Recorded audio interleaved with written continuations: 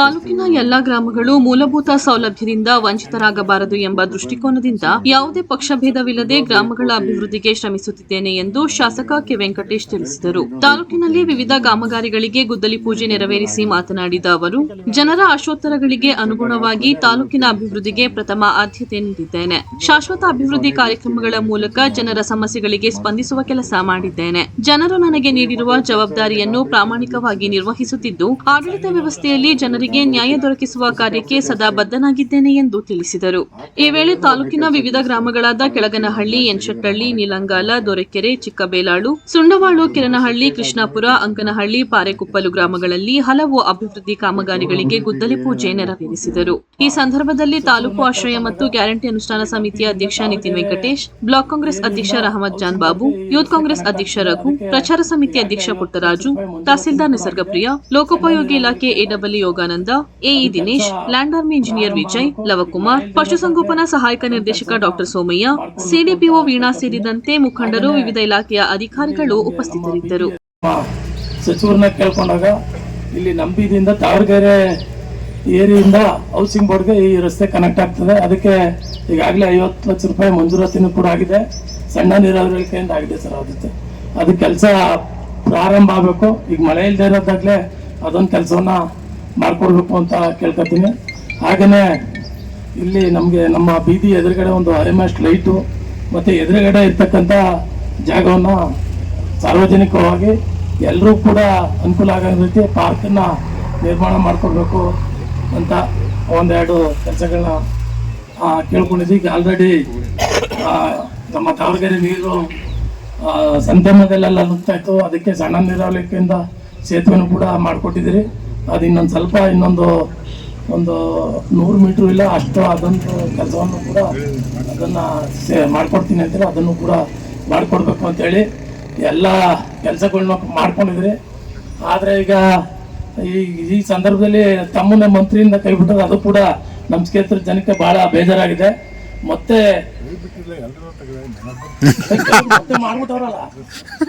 ಅದರಿಂದ ಇನ್ನು ಎರಡನೇ ಹಂತದಲ್ಲಿ ಮಂತ್ರಿಮಂಡಲ ಬದಲಾವಣೆ ಆದಂಥ ಸಂದರ್ಭದಲ್ಲಿ ಮೈಸೂರು ಜಿಲ್ಲೆಯಿಂದ ವಿಶೇಷವಾಗಿ ನಮ್ಮ ಕ್ಷೇತ್ರ ಪಿರಿಯಾಪಟ್ಟಣದಿಂದ ಮತ್ತೆ ಟಿ.ನರಸೀಪುರ ಕ್ಷೇತ್ರದ H.C. ಮಾದೇವಪ್ಪನವರು, ಕೆ ವೆಂಕಟೇಶ್ವರ ಇಬ್ರಾಹಿಂನು ಕೂಡ ಸಚಿವ ಸಂಪುಟಕ್ಕೆ ತಗೋಬೇಕು ಅಂತ ನಮ್ಮ ತಾಲೂಕಿಂದ ಎಲ್ಲರಿಗೂ ಕೂಡ ಒತ್ತಾಯ ಇದೆ. ಇನ್ನೊಂದು ಸ್ವಲ್ಪ ಉಳಿಕೆ ಕೆಲಸಗಳು ನಮ್ಮ ತಾಲೂಕಲ್ಲಿ ಇರ್ತವೆ. ಅವೆಲ್ಲ ಕಾಮಗಾರಿಗಳೆಲ್ಲ ಪೂರ್ಣಗೊಂಡ್ರೆ ಇಡೀ ತಾಲೂಕು ಕೆಲಸ ಆಗುತ್ತೆ. ಅವ್ರು ಮತ್ತೆ ಮಂತ್ರಿ ಆಗಲಿ. ಈಗಿರ್ತಕ್ಕಂಥ D.K. ಶಿವಕುಮಾರ್ ಅವರು ದೊಡ್ಡ ಮನ್ಸು ಮಾಡಿ ಸಿದ್ದರಾಮಯ್ಯನವ್ರ ಜೊತೆ ಭಾಳ ನೀವು ಇದಾದಾಗ ಅವ್ರ ಜೊತೆ ನಿಂತಂತರು ಅವ್ರು ಏನು ಇದು ಮಾಡ್ತಾರೋ ಗೊತ್ತಿಲ್ಲ. ಆದ್ರಿಂದ ಈ ಮಂತ್ರಿ ಮಂಡಲ ಮುಂದೆ ರಚನೆ ಆಗತಕ್ಕಂಥ ಎರಡನೇ ಹಂತದಲ್ಲಿ ಆ ಮಂತ್ರಿ ಮಂಡಲಕ್ಕೆ ಮತ್ತೆ ರಸ್ತೆಗಳು ಸುಮಾರು 12 ಕೋಟಿ ರೂಪಾಯಿ ಕೆಲಸ ಮಾಡಿದ್ದೀವಿ. ಇನ್ನೊಂದು 5 ಕೋಟಿ ಡೈರೆಕ್ಟ್ ಇಂದ ಇನ್ನೊಂದು 5 ಕೋಟಿ ಆಗಿದೆ. ಅದನ್ನು ಏನು ಟೆಂಡರ್ ಆಗಿದೆ ಅಂತ ಹೇಳ್ತಾರೆ. ಟೆಕ್ನಿಕಲ್ ಟೆಂಡರ್ ಆದ್ಮೇಲೆ ಅದನ್ನು ಕೆಲಸ ಆಗುತ್ತೆ. ಇನ್ನೂ ಅನೇಕ ರಸ್ತೆಗಳ ಕೆಲಸಗಳಾಗಬೇಕು. ಮುಂದೆ ಮಾಡಿಸ್ತಕ್ಕಂಥ ಕೆಲಸ ಮಾಡೋಣ. ಪೂಜೆ ಮಾಡೋ ಕೆಲಸ ಈಗ ಡಾಂಬರೀಕರಣ ನಿಲ್ಲಿಸಿದ್ದಾರೆ ಸದ್ಯಕ್ಕೆ.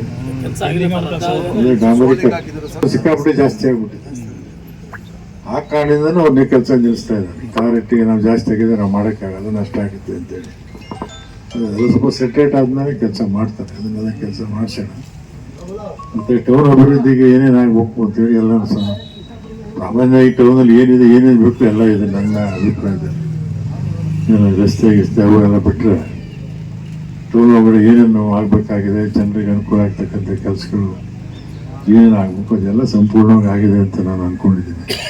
ಅಕಸ್ಮಾತ್ ಹೋಗ್ಕೊಂಡಿದ್ದೇನಾದ್ರು ಒಂದಿದ್ರೆ ಇನ್ನೂ ಇದ್ರೆ ಮಾಡೋಣ. ಅದು ಹೇಳಿದ್ದೀನಿ ಹೋಗ್ತದೆ, ಅದನ್ನು ಮಾಡಿಸ್ತಕ್ಕಂಥ ಕೆಲಸ ಮಾಡೋಣ.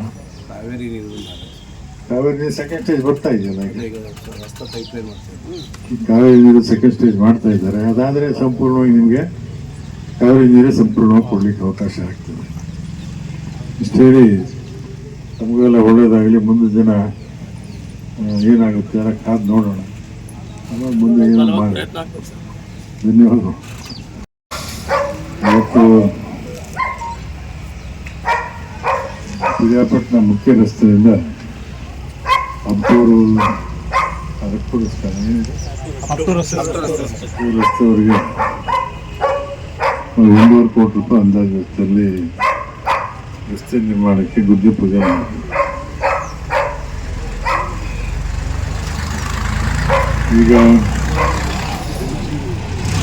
ಈ ರಸ್ತೆ ಚೆನ್ನಾಗಿ ಮಾಡಬೇಕು ಅಂತೇಳಿ ಯೋಚನೆ ಮಾಡಿದ್ವಿ. ಯಾವ ಥರ ಮಾಡಬೇಕು ಅಂತ ಮಾಡ್ತೀನಿ, ಯಾವ ಥರ ಮಾಡಬೇಕು ಅಂತ ಅದು ಬಗಲೀಕರಣ ಅಂತ ದೊಡ್ಡದಾಗಿ ಹಾಗೆ ತಾವು ಏನೇ ಸಮಸ್ಯೆ ಹೇಳಿದ್ರಿ ಅದ್ರ ಗಮನ ನನಗಿದೆ. ನಮ್ಮ ಟೌನಲ್ಲಿ ಇರ್ತಕ್ಕಂಥ ಅಂಬೇಡ್ಕರ್ ಭವನ ಮತ್ತು ಇನ್ನೇನು ಇಲ್ಲೆಲ್ಲ ಪಾರ್ಕ್ ಮಾಡಬೇಕು ಅಂತ ಹೇಳಿದ್ರೆ ಅದು ಒಳ್ಳೆ ಅಭಿಪ್ರಾಯ. ಮುನ್ಸಿಪಾಲ್ಟಿಯವ್ರು ಹೆಚ್ಚು ಆ ಕಡೆ ಗಮನ ಕೊಡಲಿ.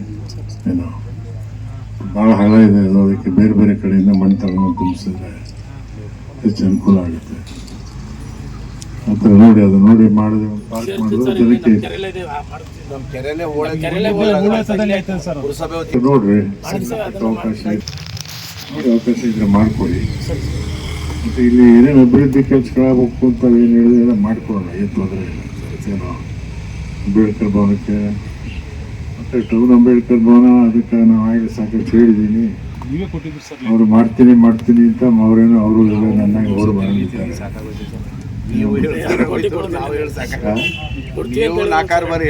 ಇದೆಲ್ಲ ನಾನು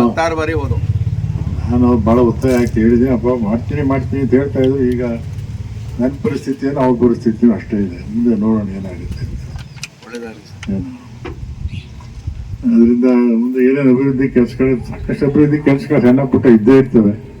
ಕೆಲಸಗಳು ಒಂದಾದ್ಮೇಲೆ ಜನರು ಹೇಳ್ತಾನೆ ಇರ್ತಾರೆ, ಆ ಮುಗಿಯೋದೇ ಇಲ್ಲ. ಹಳ್ಳಿಗಳಿಗೆ ಅಷ್ಟೊಂದು ಅಭಿವೃದ್ಧಿ ಕೆಲಸಗಳು ಮಾಡಿದೆ. 50 ಹಳ್ಳಿಗಳು ಹೋದ್ರು ದೊಡ್ಡ ಪಟ್ಟಿನೇ ಹೇಳ್ತಾರೆ. ಈಗ ಅದನ್ನೆಲ್ಲ ನಾವು ಸಮವಾಗಿ ಒಂಥರ ಏನೇನು ಮಾಡೋಕ್ಕೆ ಸಾಧ್ಯ ಇದೆ ನೋಡಿ ಯೋಚನೆ ಮಾಡಿ ಯಾವುದಕ್ಕೆ ಆದ್ಯತೆ ಕೊಡಬೇಕು, ಯಾವ್ದು ಮೊದಲು ಮಾಡಬೇಕು, ಆದ್ಯತೆ ಕೊಟ್ಟು ಮಾಡ್ತಕ್ಕಂಥ ಕೆಲಸ ಮಾಡ್ಕೊಂಡು ಬರ್ತಾ ಇದ್ದೀವಿ. ಅವ್ರಿಗೆಲ್ಲ ಕೇಳಿದ್ದೆಲ್ಲನೂ ಮಾಡೋದು ಕಷ್ಟ. ಅದೇ ಆದ್ಯತೆ ಮೇಲೆ ಕೆಲಸ ಮಾಡ್ಬೇಕು. ಇದಕ್ಕೆ ಯಾವ್ದು ಜನರಿಗೆ ಅಗತ್ಯ ಇದೆ, ಯಾವ್ದು ಅಗತ್ಯ ಇದೆ, ಏನು ಆದ್ಯತೆ ಕೊಡಬೇಕು ಅದನ್ನ ನೋಡ್ಕೊಂಡೆ ನಾವು ಕೆಲಸ ಮಾಡಬೇಕು. ಅದನ್ನೇ ನಾವು ಮಾಡ್ತೀವಿ. ಇಡೀ ತಾಲೂಕಲ್ಲಿ ಅದನ್ನೇ ಮಾಡ್ತಾ ಇದ್ದೀವಿ. ಹಾಗಾಗಿ ಅಭಿವೃದ್ಧಿ ಕೆಲಸಗಳು ಸಾಕಷ್ಟು ನಡೀತಾ ಇದೆ. ಟೌನ್ ಒಳಗೂ ಸಾಕಷ್ಟು ಅಭಿವೃದ್ಧಿ